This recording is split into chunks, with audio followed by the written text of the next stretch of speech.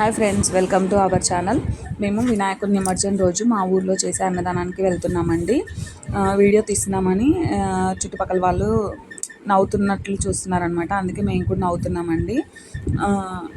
ఇక్కడ అన్నదానానికి వెళ్ళేటప్పుడు మేము జనం ఎవరు ఉండరు అనుకున్నామండి, కానీ చాలామందే ఉన్నారనమాట.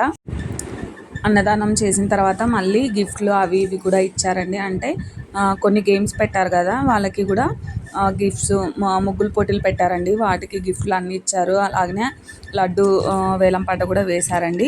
ఇక్కడ మేము భోజనం పెట్టించుకొని పక్కకెళ్ళి కూర్చొని తిన్నామన్నమాట. ఇది గుడి పక్కన అన్నమాట. మాకి దేవుణ్ణి పెట్టింది ప్లేస్ వచ్చేసి బాగా ఎక్కువగానే ఉందండి, ఫ్రీగా ఉందన్నమాట. అంటే ఇరుకిరుక్క లేకుండా అక్కడక్కడే ఇబ్బంది లేకుండా ప్లేస్ అన్నది ఎక్కువ ఉంది.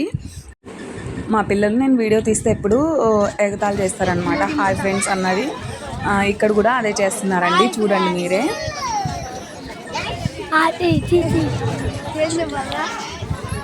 వెల్కమ్ బ్యాక్ టు న్యూ కొత్త వ్లాగ్. వెల్కమ్ బ్యాక్ టు కొత్త న్యూ వ్లాగ్.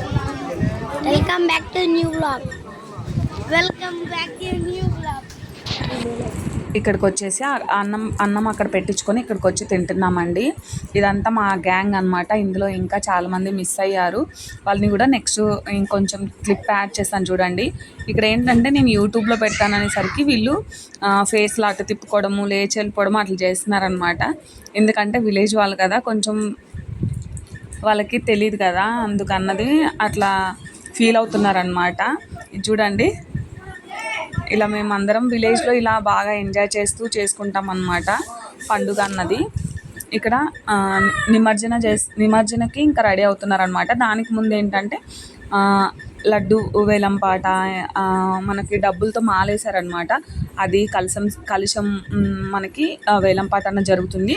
అది అయిపోయిన తర్వాత పిల్లలకి గేమ్స్ పెట్టారు కదా, ముగ్గులు పోటీలు అని చెప్పాను కదండి, వాళ్ళకి కూడా గిఫ్ట్లు అన్నవి, చిన్న చిన్న గిఫ్ట్లు అన్నవి ఇచ్చారండి. మా ఊర్లో వేలంపాట, లడ్డు వేలంపాట అన్నది ఇది సెకండ్ టైం చేయడం అనమాట. అంతకుముందు ఎప్పుడు చేయలేదండి. లాస్ట్ టైం నుంచి లడ్డు వేలంపాట అన్నది పాడుతున్నారనమాట. లాస్ట్ టైంకి ఈ ఇయర్కి డబల్ వేలంపాట అన్నది జరిగిందనమాట, లడ్డు ప్రసాదము.